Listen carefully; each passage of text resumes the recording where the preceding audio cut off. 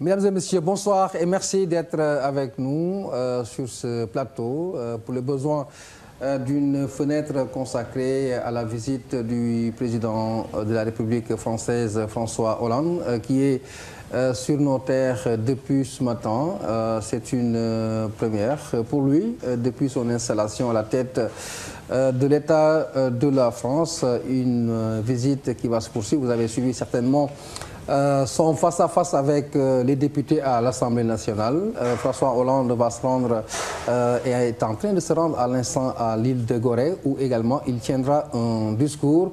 Alors, vu l'importance justement de cette visite ou des attentes placées en elle, nous vous proposons un plateau dans lequel ou sur lequel on va décortiquer un peu avec nos invités, mais aussi nos reporters. J'ai à ma gauche le docteur Bakary Samb, il nous vient de l'université Cheikh Anta Gaston Berger. Il est docteur en sciences politiques. Et puis à ma droite, notre doyen et grand frère, Soro Diop, coordonnateur au journal Le Quotidien et chargé des questions politiques dans ce quotidien. Nous serons avec Daniel Diouf qui va certainement nous restituer les avis des internautes sur la question liée justement à cette visite de François Hollande, mais aussi quelques illustrations. Mais avant de ressortir pour rejoindre notre reporter Ibrahima Kane qui suit pour nous cette visite avec le président François Hollande, je vais tout de suite camper le débat avec la première question à nos invités. D'abord, à ma gauche, docteur Bakary Samb. On a entendu le président français parler de la signification de sa visite en disant deux mots. D'abord, par une valeur symbolique au regard de la qualité de la démocratie au Sénégal, mais aussi de par la singularité des relations qui unissent les deux pays, à savoir l'histoire. Est-ce que vous vous reconnaissez dans cette explication ?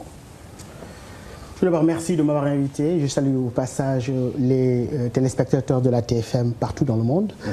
Je crois que oui, l'histoire, oui, une réalité, l'histoire partagée avec la France.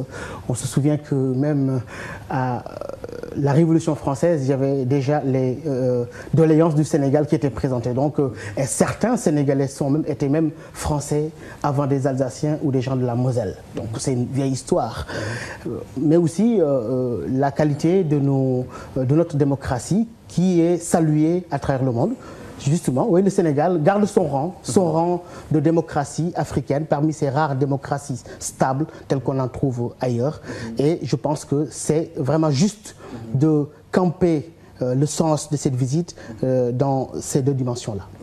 Soro, le symbole, en ce sens que le Sénégal constitue aujourd'hui une école en démocratie dans le continent, mais aussi la singularité des relations entre les deux pays. Vous le connaissez également dans cette introduction de François Hollande? Oui, un peu plus ou moins, parce que je pense que la visite de François Hollande est assez significative du niveau de la démocratie sénégalaise, mais on ne peut pas l'extraire du contexte géostratégique de la sous-région aujourd'hui.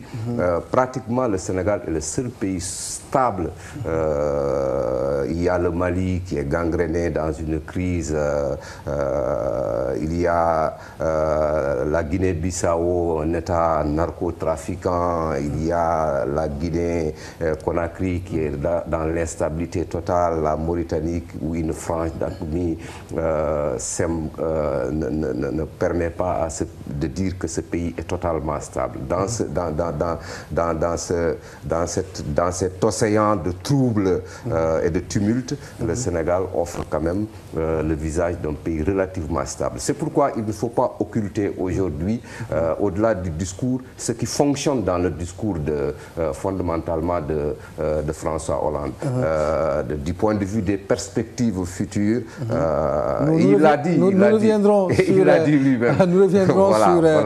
les articulations de ce discours Soro, notamment sur la coopération, sur l'aspect sécuritaire. Absolument. Et certainement les perspectives en termes économiques.